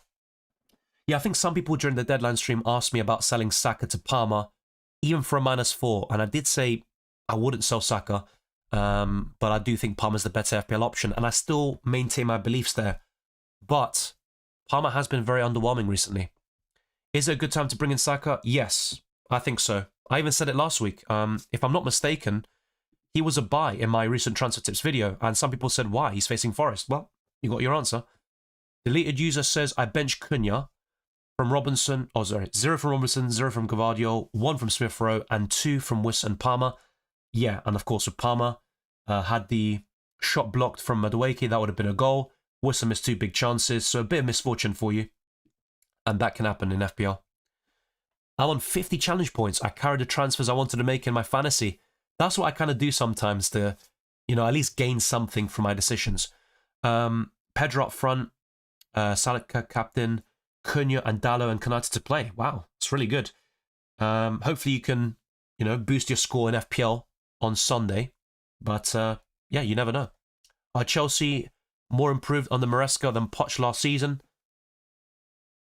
Well, if you compare Chelsea at this stage last year to now, yes, there's a big improvement. But let's not forget, Chelsea ended last season strongly. The only blip or, poor result was the 5-0 loss against Arsenal. Apart from that, Chelsea ended the campaign very, very well. And people were already talking about them finishing 4th this year. And let's not forget, they have spent a lot of money, £1 billion in the last couple of years. So it's about time that they finally click. But Maresca, you have to give him credit. He's doing a good job. And Chelsea are playing some good football. I don't see City winning at Anfield. Oh, yeah. I mean, based on recent form, I think Liverpool win quite comfortably. But I still think City might put up a fight and not be as poor as people expect them to be. I was going to use my wildcard this week and bring in Saka, Palmer, Cunha, maybe Jackson. Didn't use it. And ended up with using free transfer to bring in Palmer. So many points lost. Yeah. But I don't think it's a bad decision. Palmer against Leicester or Saka against Forest. I would have picked Palmer. So, yeah, good decision, bad outcome. Oh, yeah. I think Dryhill's a City fan, but you are correct. I mean, yeah. You can go both ways with those comments. Foden to Saka for a -4? Yes. And I even said this last week, by the way, or should I say today, before the deadline. Son, Mazraoui, and Raul. Who should I sell? This week, I'd sell Raul Jimenez. I think you keep Son against Fulham. Mazraoui's decent against Everton as well. Yeah, I'd sell Raul. You could maybe go to João Pedro or Welbeck. Suhas says, Mazraoui, Robertson, Aït-Nouri, Fass and Greaves. Did my free transfers already. Haaland, Cunha, Garnacho to Saka. Which defender should I buy in place of Robinson for a -4? 4.6 in the bank. Lewis Hall for me. Although Palace away might not be as easy as you'd expect. But yeah, probably Lewis Hall. That is my kind of immediate reaction. AI says 66 points, Salah captain and Kanate left. That's a really good rank rise. Good position to be in, and good players left. So that's going to be 70 plus. Fair play. Is Raul for João Pedro a good transfer? Yes, definitely. No, I choose Palmer Visaka. Well, I didn't expect him to blank. Yeah, no one did. Early kickoff curse, but then Jackson, got a goal and assist. Looking forward to your wildcard video for this week. Yeah, it's probably going to be uploaded around the Wednesday or Thursday because the focus will be on UCL Fantasy, and I'm still ill, as you can probably tell by my voice. So yeah, the plan is to record the Limitless and wildcard videos for the Champions League on Sunday and Monday. Upload them in those 2 days. Same goes for the team selection. Deadline stream on Tuesday for Matchday 5. And then, of course, transfer tips for Gameweek 13. And then will come the wildcard and team selection videos. Timothy says, too many big Man City players living on past glories. Every season, a new challenge. True. I think Gundogan's a great example of that. I'm very surprised by his drop-off. He wasn't this bad for Barcelona last year, but he's been well off in this season. Pratik says, appreciate your thoughtful response. Mate, if not for this community, I'd retire in the first FPL season already. I appreciate that. Thank you very much, Pratik. And yeah, look, I think that's a great point. Without the discourse and the engagement, it's kind of easy to fall out of sync with FPL or lose interest, because when things go against you, you're kind of like, sod it, I don't need this kind of stress and headache. Piss off FPL. But it is worth persevering, in my opinion. Retired my first FPL season already. Yeah, I get that. Some people have already, left FPL, even this season, a few game weeks ago. And I understand it, but I always try to tell people to give it a chance. Things can change very quickly. 1977 Dwight says 55 points so far. Nice one. 3 players left to go with Salah captain. 705 points so far. Really good stuff. That's a great rank as well, I'd imagine, or a good one at least. Why is Pep not getting sacked? Shout. I mean, yeah, he just got the contract extension. He's never going to get sacked, I think. Not this season anyway, unless they just couldn't stop losing, which is not going to happen. Matoma, yeah, definitely one to look at for this week, but I do prefer João Pedro and Welbeck to cover Brighton offensively. But at that price and below, I think Matoma might be the best midfielder right now, at least until 17-18. Gandhi always prevails. Good way of summing it up. Sell Semenyo or play Wood next week? Oh, definitely play Chris Wood against Ipswich Town. Definitely. Also excited for Liverpool-Madrid. Yeah, Madrid have the kind of edge on Liverpool, but I mean, if you look at recent form, Liverpool could have a lot of joy there. Now, it's a very big week for Liverpool because, I mean, against Southampton, they might rotate a little bit, get the win, of course.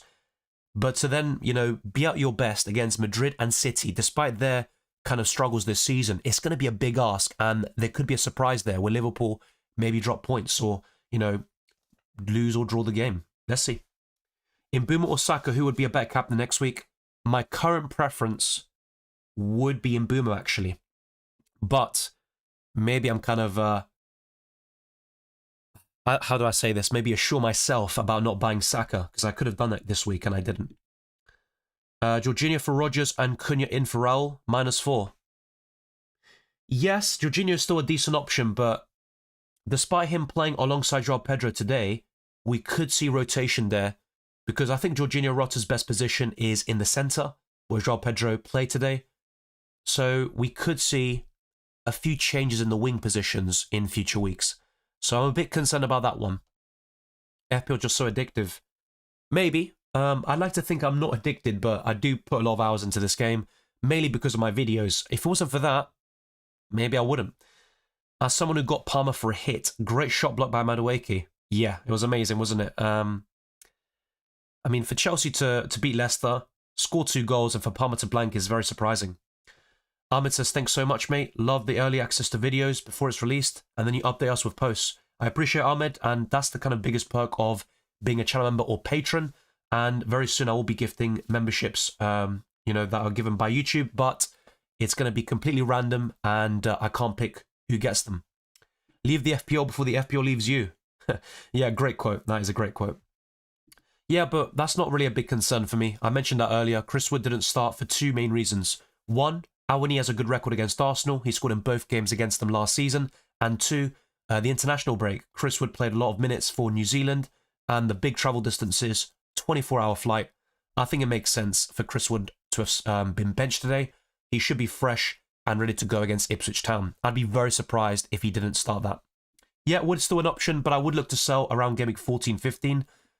Do not sell him this week. That is my main advice. Do you think Darwin Nunez will start tomorrow? Great question. Yes, I think he does. And once Jota is fully fit and available, I think Darwin drops to the bench again. So yeah, I'd play Wood next week, Abdul. For midfielders, is Mitoma the one to look out for to replace Smith Rowe? Yeah, I think that's a good shout. But you've still got Semenyo once he's available. Of course, you definitely don't buy him this week with the suspension. And I like Rodgers still, but Mitoma's the best of the lot at that price and below. Yes, but I think Mbeumo will do well against Leicester City. Then you probably look to sell. Once again, just like a Chris Wood, I wouldn't be looking to offload him now. People are saying Liverpool are going to get revenge on Madrid, but we should never rule out Madrid in the UCL game. True. And look, don't call me a party pooper, but I wouldn't exactly compare a Champions League final to a league phase game. Now, if Madrid end up getting knocked out in the league phase somehow, then maybe fair enough, it's a little bit of revenge, but, you know, unless Liverpool decimate Madrid, I don't really think it makes up for it. Is Mitoma still a good choice? Yes, he still is. I don't think a double or triple up in Brighton is bad, even offensively, but yeah, I can understand why you're asking that question and having some reservations. I think João Pedro and Welbeck are the best ways of covering Brighton offensively. Then it would be Mitoma, but once again, it goes back to the price points. Mitoma's price and below, I think is the best right now. Want to sell Semenyo to returns? I have 6.4 million. Who can I buy? Well, that's a good question. Let's answer it. There are a lot of budget midfielders this season, but oddly enough, they actually might be even better forwards, actually. But I have to say, looking at fixtures, it's probably Mitoma or Jorginho Rutter. I'd be looking at a Brighton midfielder right now. Kulusevski's decent as well. I think the way I'd rank it at the moment would be Mitoma first, Kulusevski second, and Rutter third. Yeah, that's kind of my ranking right now. And Rodgers is fourth. And I think long-term Rodgers is still better than Kulusevski and Rutter. But yeah, I think timing is very important. Do you think Haaland is still worth it? No. And I said this last week and the week before. You know, Haaland will get goals. He will punish sellers and, you know, non-owners. But is he worth that price? Since Gameweek 5, he hasn't been. Is this worth a bench boost in 13? Fabianski, Lewis, Cavadio, Brennan Johnson. Yeah, I think that's a decent bench. I'm just a bit concerned about the Arsenal at home fixture for Fabianski, but he has done well against the Gunners in the past. Lewis away to Liverpool, and also Cavadio. It's really Johnson that makes it a decent, you know, proposition. He could get, you know, an attack and return and bonus points, and your bench gets 15 plus, which is a good score for that chip. So my inclination would be no, I wouldn't bench boost. Trying to decide between Mitoma and Rutter, Mitoma for me.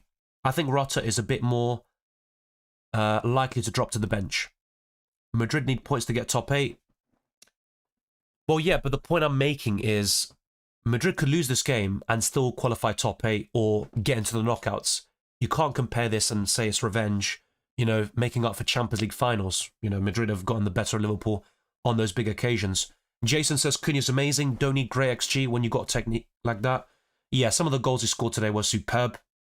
Very happy to have bought him. One of my best decisions this season. I agree, Timothy. Learn this season for next season. Expect plenty of members messed up first time round.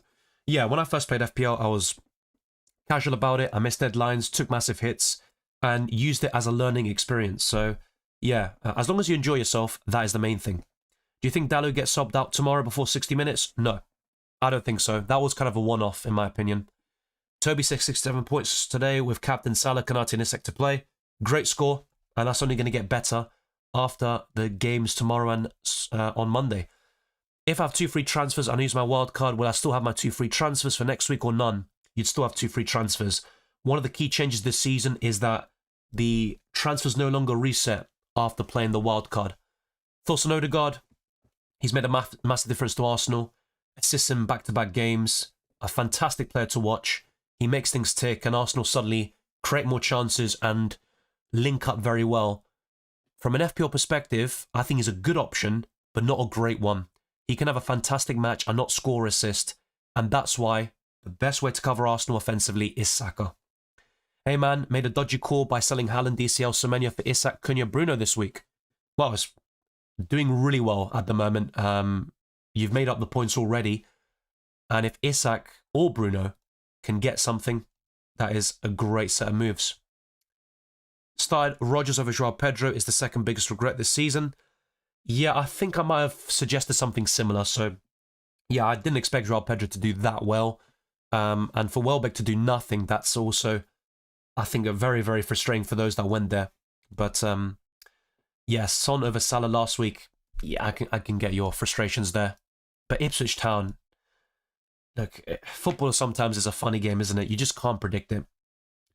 Yeah, that's what I mean. So look, if Liverpool batter Madrid and they get knocked out and they don't qualify for the knockouts, that's a good form of revenge. It still doesn't make up for Champions League finals, 2 of them, but, you know, that's a very big statement. And also, it would obviously cost Madrid big time. Barcelona looking real good to win Champions League. Yeah, but they do have a thin squad. And look, I did mention them already alongside Liverpool as the 2 most informed teams in Europe, but it is a long season. Hopefully Liverpool can beat City next week. I think they will, but I wouldn't discount City fully just yet, despite how poor they were today. For his price and below, though, because I can't afford Saka. Yeah, that's what I mean. So, like, Odegaard's a good substitute for Saka. Not ideal, but he could get the job done. The thing is, though, at similar price, you can get Bruno Fernandes, and if you don't have Bruno, I'd highly recommend him instead, although the best time to buy him would have been Gameweek 11. My guy did the least dodgy, most template trade. How the hell was that dodgy, says Philippe Macro. I think it's the fact about selling Haaland and making so many transfers. Yeah, Yamal missed this game due to injury, the one that's going on right now, but the reports I saw a few days ago indicate that he should be available against Brest in the Champions League. I'm planning on keeping Solanke for Gameweek 13 and selling him in 14.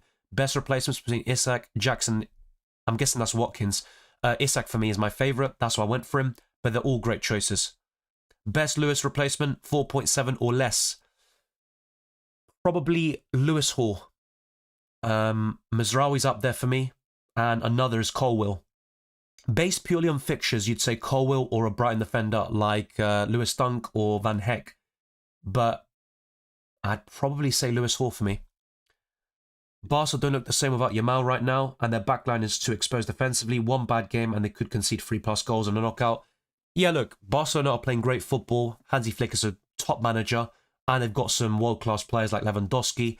Yamal, of course, is integral, and Rafinha is in blistering form. But I agree with you. Defensively, Barcelona aren't great. You could argue Liverpool are a better all-round team, but it's a long football season, and it all takes just a few injuries to change our perceptions on a certain team or player. So let's see how it goes. Right now, I think the 2 favourites based on form would be those 2, Liverpool and Barcelona. Gavardi also attacking, looking to bring him in for 14. Not a bad shout. I mean, he created 8 chances today, which is insane. He is by far the best City defender and arguably the best City asset right now. Toby says, thinking of doing Garnacho and Mbeumo to Bruno and a 6 million mid. What game week will be best? Game week 14 or 15, I think, was probably the best one. The only downside to 14 is Bruno plays Arsenal away, but you're doing technically a kind of sideways switch of Garnacho to Bruno, and it is an upgrade.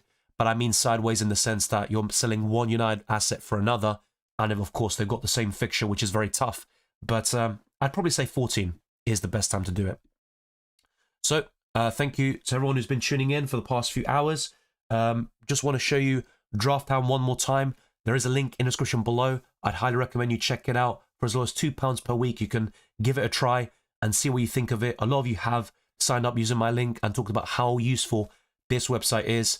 And we'll talk about this in future videos as well, like the team selection, and see what they suggest for my transfers. Only one free transfer. I took a -4 hit this week, and it hasn't gone well so far. But to be fair, I haven't seen how Isak or Fernandes have done yet. But if they both blank, I will definitely regret not buying Saka. And probably my biggest regret so far is making a late change and starting Lewis over Mikalenko, losing out on 6 points in the process. So let's go back to my FPL team very quickly. and a few last questions and comments.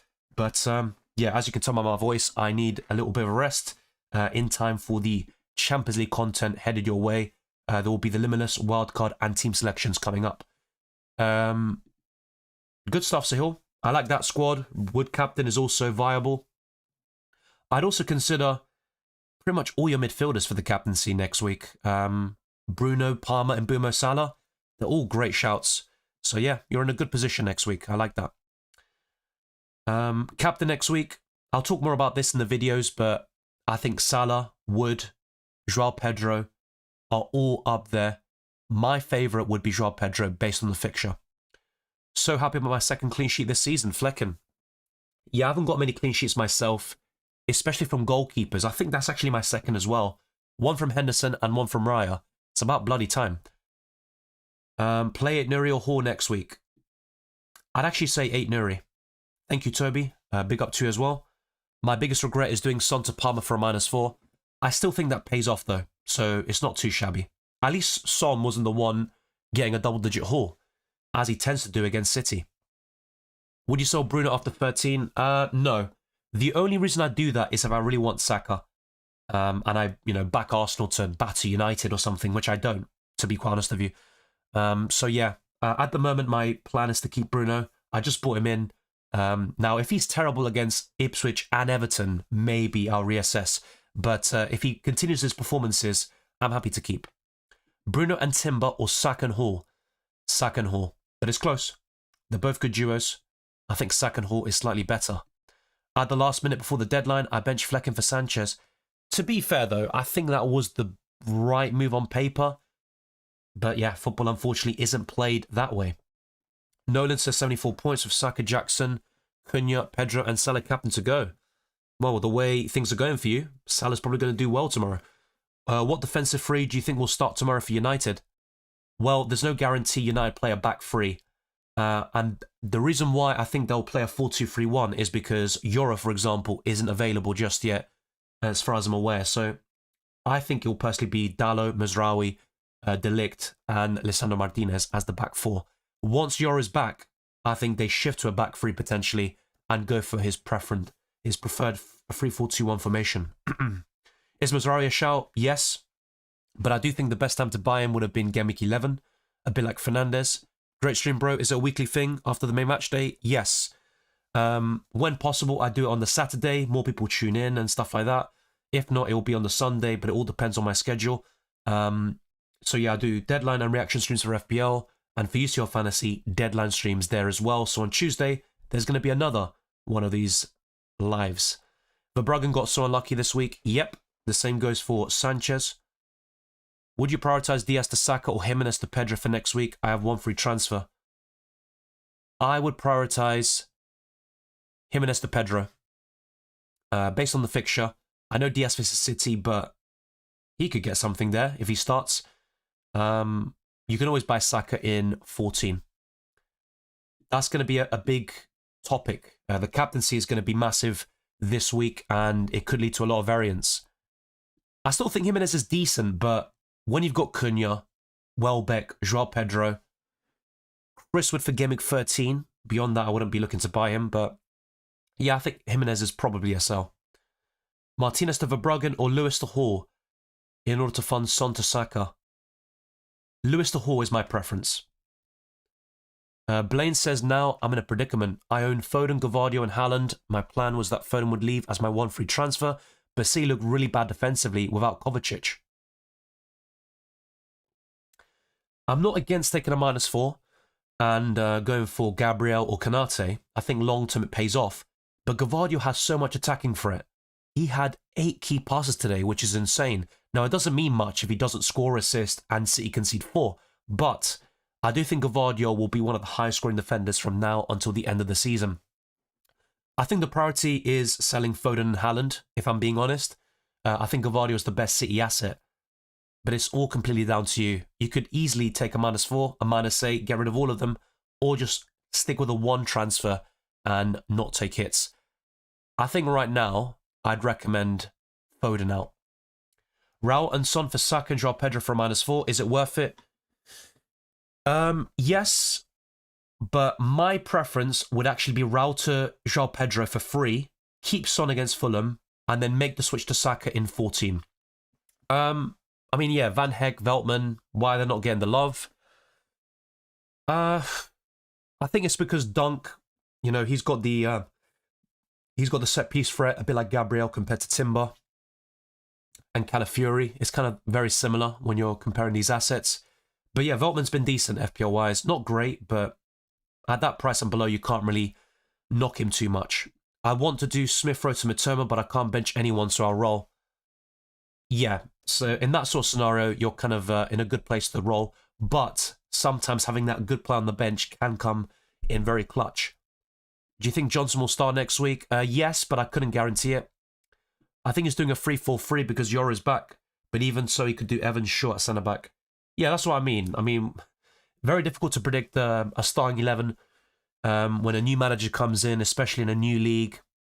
And look, there is still no guarantee he plays a 3-4-3 from the get-go. I think he will eventually, but we'll wait and see. Welbeck to João Pedro, worth it? I'd personally keep Welbeck, but I understand why people want to go to João Pedro. So annoying I had to sell Højlund because I was not sure if he was going to start. Well, we'll see how he does tomorrow, but if they don't sort out the shot volume that Højlund has, I don't think he'll regret it in the end. I will do Son to Saka in 14, not in 13. Supreme, you did right because Rashford might start at strike tomorrow. Yeah, I did cover this in the deadline stream earlier today. It might be because a lot of players were out in terms of international duty.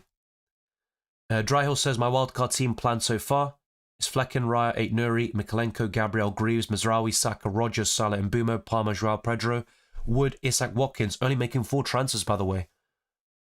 Ooh, I'm not sure about a wildcard team for just 4 transfers. I wouldn't recommend that. Down to 3 million, but I'm 20 points off 1 million. I completely agree. There's very fine margins between ranks. That's why I don't look too much into it, but the preference is always to do well. Just going to check my points after getting in, and no, I forgot to switch captain back to Salah from Mbuma. Yeah, not ideal. Not ideal. But these things can happen. Trust me. So, stay on Pickford for clean sheets. Strange, isn't it? But he's second for most clean sheets last season. The problem is, though, from Game Week 15 onwards, Everton face Liverpool, City, Arsenal and Chelsea. I just don't see a clean sheet there. But Pickford is one of the better goalkeepers in FPL. And it seems like a trend for Everton now. Start the season poorly, and then they get into their groove and keep a few clean sheets. Yeah, maybe you're right, Sihil. I'm just trying to play devil's advocate and give the other side because you still got Xerxes and Højlund, and they'll still get plenty of starts up front. Do you think Palm will do well again? Yes, I still do, but he has been a massive disappointment on the wild card, and since I've brought him in personally. What are the 3 best forwards to own right now? Probably similar to what I discussed before. Isak, one of Welbeck or João Pedro, and I think most people would say João Pedro, which is fair, and Cunha. That's the best front 3 for me. But then you've also got Jackson. You've got, Haaland right now isn't worth it for me. Not worth the price anyway. But yeah, you've got too many choices. Watkins as well. Henderson is such a hater. The only time he kept a clean sheet was versus United. And also Tottenham, to be fair. Don't forget Tottenham. They are the Robin Hood of the Premier League. They beat City 4-0. They beat other big teams like Man United 3-0. Then against Palace and Ipswich Town, 2 winless teams. 2 wins there for the newly promoted clubs. Crystal Palace, they aren't really a newly promoted club, but they are playing like one. Yeah, that was another thing I was debating, using 4 transfers on the wildcard. I don't have Saka, Cunha, Wright, Isak, Watkins. Don't get me wrong, your wildcard team is very strong. I wouldn't play a wildcard though. Cunha's so good, I was impressed today. Yeah. I didn't like Cunha too much before he joined Wolves, but I've kind of warmed up to him. Very good player. Yeah, Spurs are a funny team. Yeah, long may it continue. Hopefully it never changes. Saka or Bruno long term? I've always said it. Saka for me long term is better than Bruno. If I could afford Saka and Isak, I would have done that instead and not bought Fernandes. But hopefully Fernandes can get some big returns tomorrow and in Game Week 13. But I'm not too optimistic. MIKKDC says I had Jackson and Haaland. Dropping Haaland this week though for sure. Yeah, Game Week 13 was always like the ideal time to sell Erling Haaland. But football and FPL doesn't always work on logic. So if he does score against Liverpool, don't be surprised. I don't think 1 goal and no bonus points will be enough, though, to make you regret it. Spurs are the Robin Hood, says Ghost of Power. When do you think of a -4 in situations? I mean, it is very subjective, right? When is it worth a hit? But, I mean, I personally took a -4 this week. I bought Fernandes and Isak for Foden and Solanke. It might not end up paying off now, but I still think long-term, I think Isak and Fernandes will do well enough to justify that hit. So it depends on injuries, suspensions, your lack of squad depth, and also other factors. Saka or Palmer next week? I'm still going to say Palmer. I'm not going to lie. When do you recommend using it then? Yeah. It might be game week 14, for example. I've always said that even game weeks, so 14, 16, 18, will be the next best times for you to use it. Game week 12 looked really good for a lot of people, and I've always said, that was like the ideal time to use it in many scenarios. But it all depends. A nice one, FPL guy. I'm up to 941 in the world, 74 points. Salah captain, best lowest replacements. Depends on your budget. Ideally, it'd be Gabriel or Kanate. If you don't have the funds, then I'd probably be looking at either Colwill, Lewis Hall, or probably a Brighton defender. 36 -4 isn't looking too good. Yeah, I completely agree. But I think Isak, Salah, captain, and Fernandes could definitely change things very dramatically. That's kind of the hope with my team anyway. Because I'm thinking of Raul to Pedro for a -4. I think it's worth a hit. But it's very subjective, and I do recognise that João Pedro could be a troll, like he was when I bought him in Game Week 4, and Jimenez could score against Tottenham. Is Jackson over Palmer and Saka instead sustainable? I don't think it's a terrible idea, but I still think Palmer is the best Chelsea asset, and apart from Salah, he's the best midfielder in the game. But Saka is very close in terms of that ranking. Thank you everyone for watching. It has been a pleasure talking to you for the past almost 2 hours. If you haven't already, smash the like button and subscribe for new. Let's try to get this stream to 200 likes and above, and let's keep on pushing towards 30,000 subscribers and beyond. We'll be hitting that milestone in the Tuesday deadline stream for UCL Fantasy, and there will be Matchday 5 content in the next couple of days, the best limitless and wildcard squads, alongside the team selection. And for Game Week 13 in FPL, there'll be the transfer tips, best wildcard team, and of course, the team selection alongside the usual streams. Sahil says, I'm in the same situation, but with Mizraoui, Bruno, Salah captain instead. Yeah, it's not good. It's not good. But at least you've got Bruno and Salah. I think Mizraoui could get you something. But yeah, I'm not going to speak too soon. I'm very confident in Isak. But FPL has been very, very up and down this season for me. See you very soon, Sahil, as well. Rice says 64 points of Salah captain remaining. Glad I got rid of Haaland.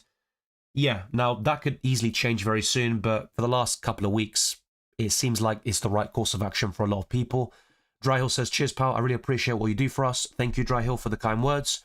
It's not easy talking for 2 hours straight. I mean, look,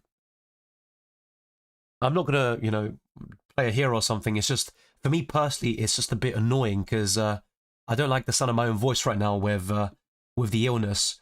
And then, of course, with the deadline stream earlier, the 2 hours and a half one. But it is what it is. I do enjoy it. And the conversations and good comments and questions make it enjoyable. Yeah, I think we can keep a clean sheet. My prediction is 2-1 United, but I agree with you. I think United can keep one. Thank you, Rai, as well. Congratulations on your great week and keep it going. I get you, but you're doing really well. Thank you, Dryhill. Do you think Bruno is a captaincy option next week? Yes, definitely.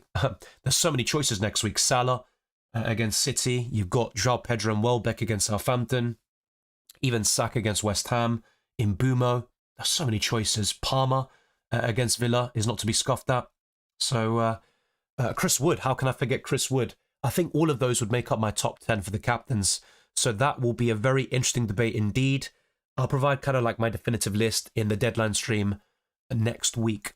Thank you, Rai. And yeah, hopefully everyone is enjoying their weekend and doing well in FPL. If not, it's not the end of the world. You can still enjoy your week and also bounce back immediately. There isn't much separating the ranks at this stage of the season. I'll see you very soon for more FPL and news fantasy content. Take care, enjoy the football, and I'll see you very soon for those deadline streams, of course, for both fantasy formats. And keep your eyes peeled, especially if you're a channel member or patron, for early access to my videos. And next up, will be the best limitless and wildcard teams for matchday 5. I'll see you soon.